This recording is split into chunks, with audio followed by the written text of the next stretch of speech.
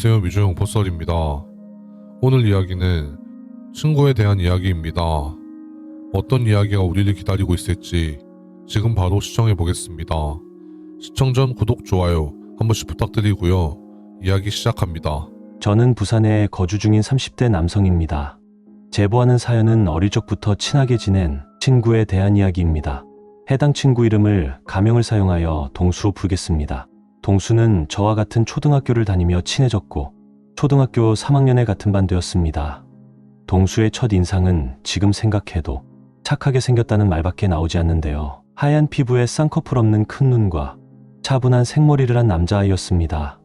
그런데 동수는 전학 온 이후 시간이 지나도 학교 친구들과 어울리지 못했고 낯을 많이 가려 친구들에게 먼저 다가가지 못했습니다. 그래서 제가 먼저 동수에게 다가갔고 동수는 처음엔 낯을 가리며 싫어하는 듯 보였지만 점점 말수도 많아지고 친하게 지내는 친구가 되었죠. 이후 저희는 같은 동네에 살아서 매일 같이 놀곤 했습니다. 그렇게 시간이 흘러 초등학교를 졸업하고 중학생이 되었는데요. 지금은 그렇지 않은 걸로 알고 있지만 당시엔 랜덤으로 중학교를 배정받아 가게 되었는데요. 저희 동주변엔 5개의 중학교가 있었고 저와 동수는 제발 같은 중학교에 붙기를 원했지만 원치 않게 서로 다른 중학교로 떨어져 다니게 되었습니다. 저희는 그래도 같은 동네에 살았고 서로 집에서 5분 거리에 살아서 자주 만나자는 이야기를 했습니다. 그리고 각자 배정된 중학교에 입학하였고 사람들과 잘 사귀던 저는 새로 입학한 학교에서도 적응을 잘해서 새로운 친구들과 사귀고 재밌는 학창시절을 만들고 있었습니다. 동수와는 집이 가까워 학교를 마치고 집 앞에서 만나곤 했습니다. 동수는 저와 만나면 현재 다니는 학교에 대해서 이야기하기보단 초등학생 때의 추억을 회상하며 초등학생 때가 그립다고 이야기하던 게 아직도 기억에 남습니다. 저는 그럴 때마다 동수의 이야기를 들어주며 공감해 주었죠. 저와 동수는 서로의 약속이 생기다 보니 만나는 날 또한 초등학생 때에 비해 점점 줄어들었죠. 만나게 되더라도 예전처럼 동수와 둘이 만나는 게 아닌 중학교에 들어가서 친해진 창석이라는 친구가 있는데 창석이도 같이 어울리다 보니 어느새부터인가 동수와 창석이도 친해졌고 저희 셋은 자연스럽게 절친이 되었습니다. 그리고 중학생이 되다 보니 친구들이 학원에 입학을 하는 시즌이 왔습니다. 저 또한 학원에서 제외될 수 없었고 어머니의 성화에 못 이겨 그나마 창석이가 다니는 학원에 들어가게 되었습니다.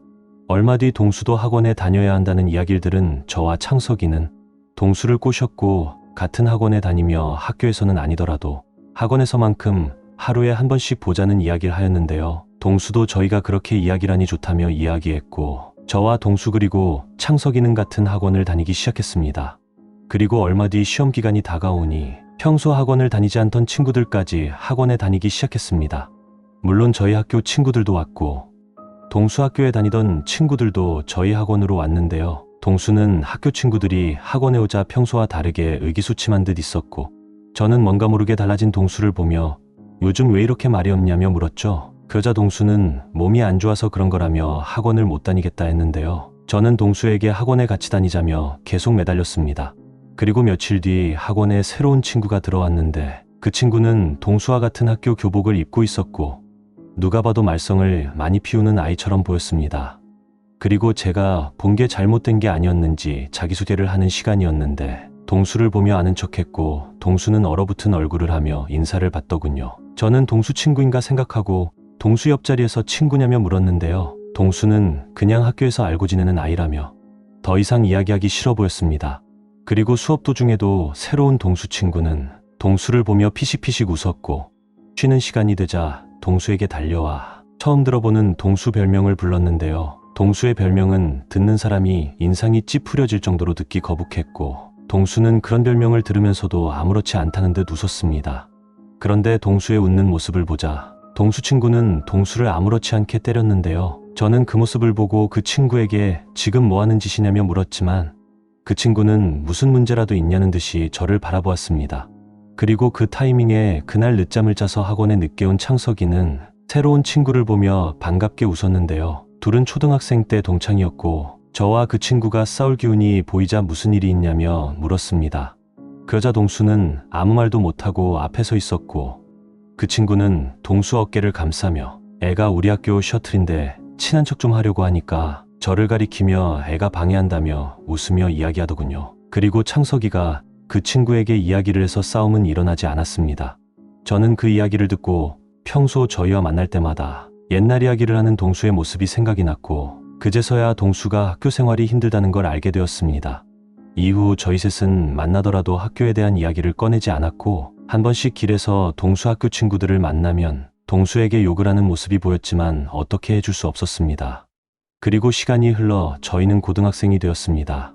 고등학교 또한 저와 창석이는 같은 고등학교에 진학을 하였고 동수는 성적 미달로 인해 다른 학교로 진학을 했는데요. 저희는 그래도 중학생 때처럼 주말에 만나 노래방도 가고 PC방을 가며 지냈고 고등학교에 가서도 동수의 상황은 좀처럼 달라지지 않더군요. 그런데 어느 순간부터 동수는 저희 연락이 되지 않았는데요. 동수와 같은 학교에 다니는 친구들에게 연락을 하여 물어도 동수는 학교를 잘 다닌다 하였고 동수 집에 찾아가도 문을 열어주지 않았습니다.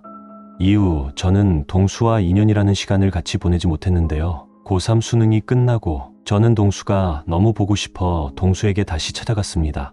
그러자 동수는 언제 그랬냐는 듯 문을 열어주었고 오랜만이라며 이야기했는데요. 저와 동수는 따로 이야기를 해보니 학교에서 동수가 보이기 싫었던 모습을 제가 알게 되어 너무 힘들었다고 하였고 아무도 만나기 싫었다며 미안하다고 사과를 하였습니다. 저희는 성인이 되어서 2년이라는 공백이 무색할 정도로 다시 친하게 지내게 되었지만 동수는 예전과는 다르게 뒤에서 남 이야기를 많이 하였고 예전에 제가 알고 지내던 동수가 아닌 것 같아 보였습니다. 그리고 이야기는 지금으로부터 6년 전으로 돌아가는데요. 그 시기쯤 저는 회사에 다니고 있었고 창석이는 부모님을 도와 자영업을 하고 있었습니다. 그리고 동수는 사업체를 운영하며 돈을 잘 벌고 있었는데요. 저희는 한 번씩 만나 술을 마시고 예전처럼 지내고 있었습니다. 그날도 저희 셋은 오랜만에 불금에 만나 술을 한잔하자고 했는데 동수는 혹시 여자친구도 데려가도 되겠냐 물어보았고 당연히 저희는 괜찮다 이야기를 했죠. 그렇게 술자리가 시작되었고 동수는 저희에게 결혼할 신부라며 여자친구를 보여주었습니다. 동수의 아내는 연예인이라고 해도 믿을 정도였는데요. 저는 동수가 회사도 잘 되고 아내도 이뻐서 너무 부럽더군요. 창석이는 진심으로 축하한다며 축배를 들었고 창석이와 저는 따로 나와 담배를 피고 있었습니다.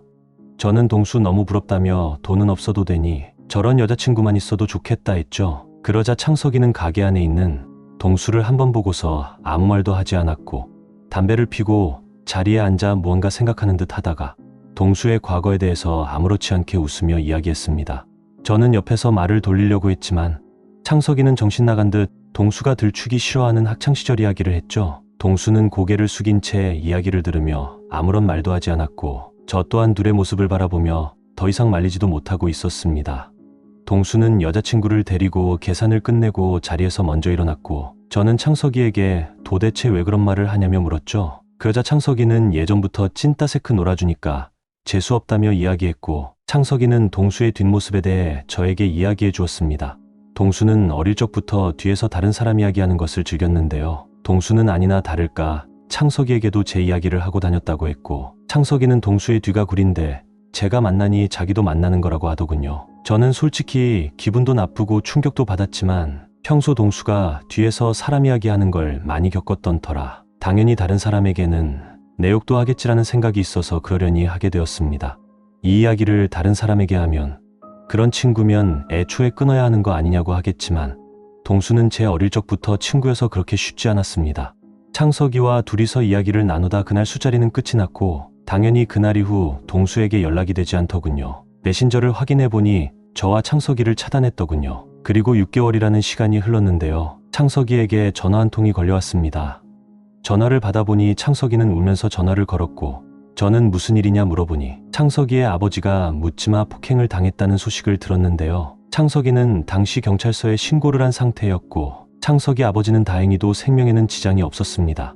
그리고 얼마 뒤 경찰이 잡은 범인은 충격적이었는데요. 범인의 정체는 동수였습니다. 알게 된 사실은 너무 충격적이었는데요. 동수는 자기가 숨기고 싶었던 과거를 창석이가 말하고 난 뒤 한동안 어떻게 복수를 할 수 있을까 생각을 했고 아무리 생각을 해도 복수할 방법이 생각이 나지 않아 창석이 뒤를 한 달 동안 미행했다고 합니다. 당시 창석이는 요즘 동수가 주위에 자주 보인다며 이야기했는데요. 저는 거래처가 그 주위에 있어서 왔다 갔다 하며 마주치는 거 아니냐 하니 창석이는 그렇다기엔 보고도 못 본 척을 한다며 이야기했는데요. 지나고 생각해보니 그게 우연이 아니고 동수가 창석이를 미행하며 마주친 거라는 게 소름 끼치더군요. 이후 동수는 창석이가 제일 아끼는 게 무엇인지 보았는데 가족들이라는 걸 알게 되었고 창석이가 없는 틈을 노려 창석이 부모님이 운영하시는 가게가 문을 닫을 때까지 기다렸다가 문을 닫고 있는 창석이 아버지의 머리를 가격했다는 걸 알게 되었습니다. 이후 동수는 경찰에 수감되었고 징역을 받게 되었는데요. 어릴 적부터 친하게 지냈던 사이여서 더욱 충격적인 일이었습니다. 오늘 이야기 어떠셨나요? 친구 중에 저런 친구가 있다면 정말 무서울 것 같습니다. 시청자분들의 생각도 궁금한데요. 댓글로 남겨주시면 감사하겠고요. 가시기 전 구독, 좋아요 한 번씩 부탁드리겠습니다. 감사합니다.